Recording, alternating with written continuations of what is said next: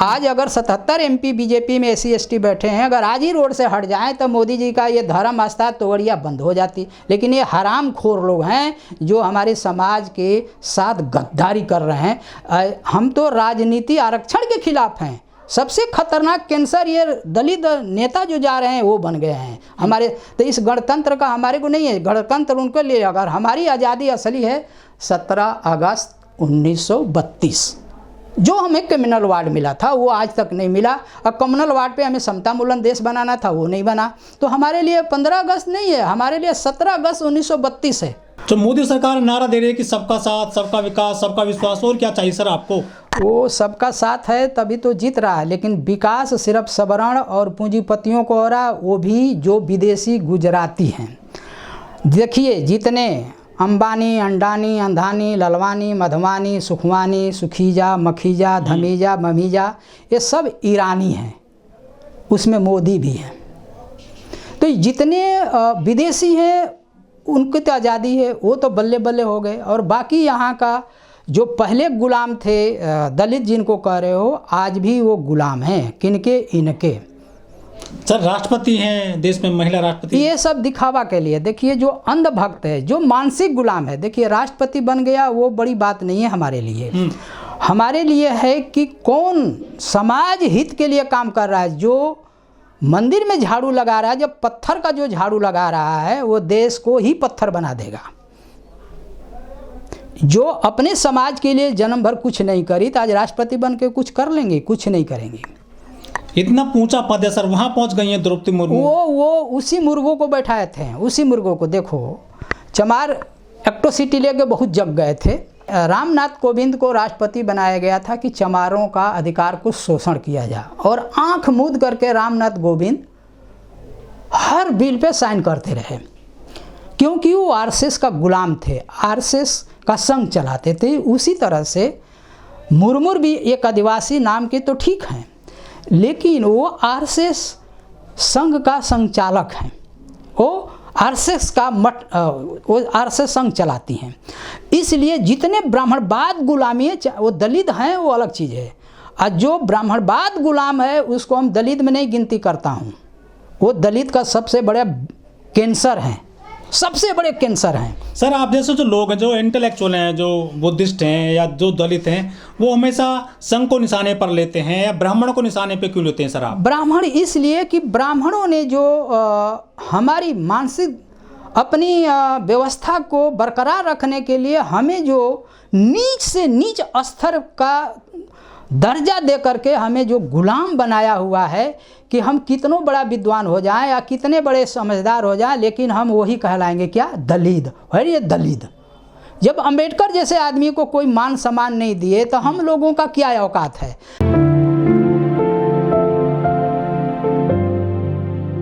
नमस्कार, मैं ओमदेव। आज हमें दिल्ली में और हमारे साथ हैं हरिनारायण बोध जी।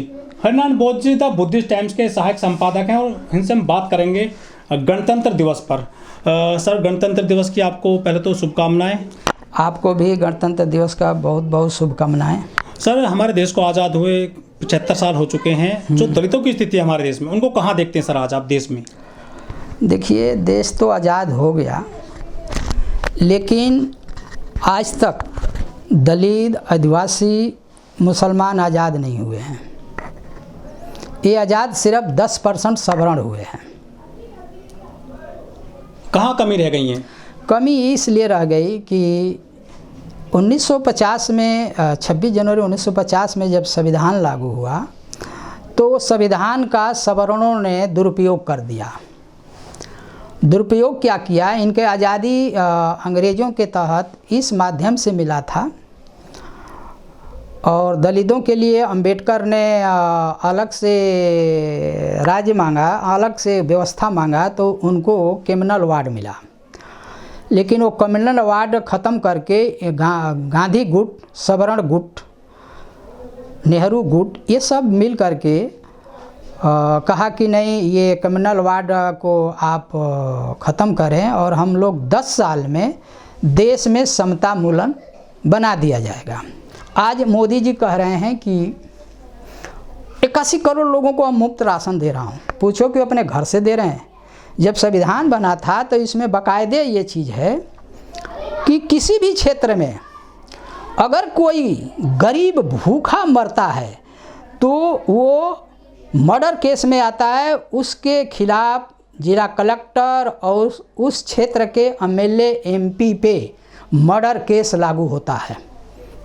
अगर ऐसा होता तो आज तक ये बीमारी नहीं होती, लेकिन संविधान लागू ही नहीं हुआ।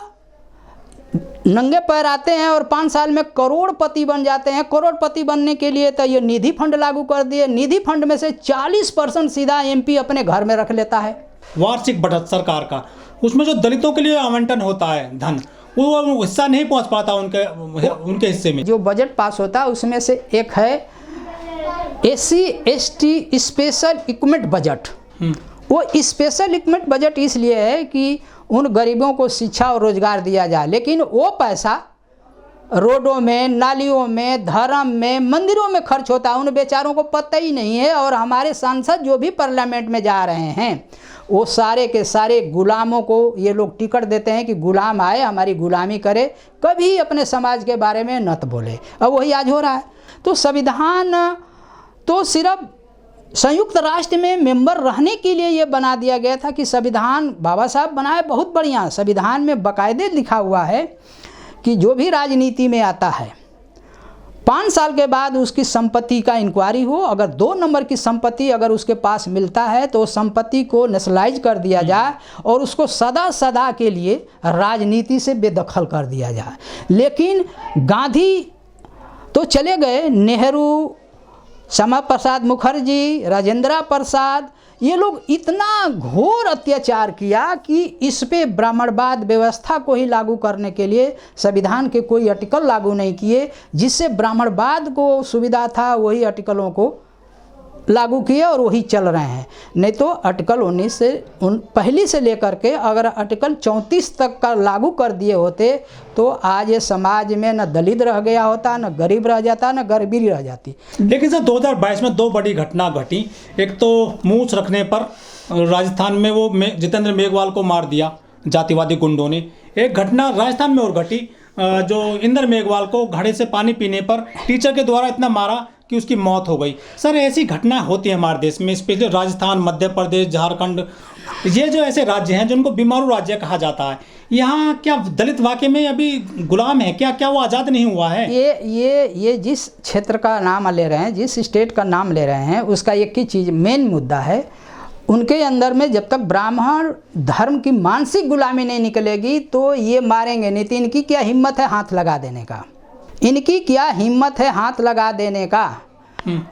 खेत में हल जोतता है दलित, अनाज पैदा करता है दलित, इनके घर में झाड़ू पोछा करता है दलित, इनकी सारी व्यवस्था को काम करता है दलित। उस समय तो इन्हें एक दिन छोड़ देते सारे गंदगी में सड़ के मर जाएंगे।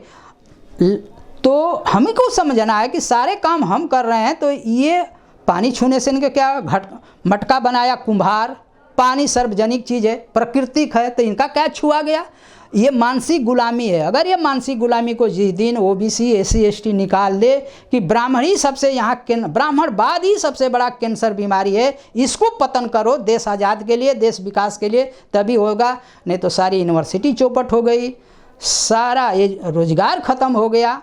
अब सिर्फ एक ही रह गया, ब्राह्मण धर्म, मंदिर मस्जिद, गंगा स्नान, ये स्नान वो स्नान, ये मेला वो मेला, सारा सरकार की संपत्ति, सारे समाज सरकार की व्यवस्था योजना का पैसा सब इस पाखंड में खर्च हो रहा है इन गुलामों के चलते। आज गुलाम सांसद लोग एक नहीं बोलते हैं। क्यों? कि वो दौलत शोहरत के लालच में डूबे मर रहे हैं। अगर जिस दिन वो अपने दौलत के शोहरत से निकल जाएंगे उसी दिन समाज का कल्याण होने लगेगा। आज़ादी का हमें कोई मतलब नहीं है। आज भी देश के अंदर में हमें काहे की आज़ादी है भाई? आज भी गरीब बेचारे को 26 जनवरी को घर में चूल्हा नहीं जलेगा, उसको क्या आज़ादी का मतलब मिला? वो तो कल भी गुलाम था, आज भी गुलाम है। गाँव में जाइए पूछिए, अभी हमने बैकवर्ड इलाकों में जाके कहा कि भैया कौन सी आज़ादी, हम लोगों को तो कोई आज़ादी का पता नहीं, 26 जनवरी क्या होता है। हाँ ये देखते हैं कि दिल्ली में मिलिट्री जाती है, जहाज उड़ते हैं। तो ये ब्राह्मणवाद जब तक देश में रहेगा भाई साहब, ये देश विनाश विनाश विनाश, इसके आगे कुछ नहीं कर सकते।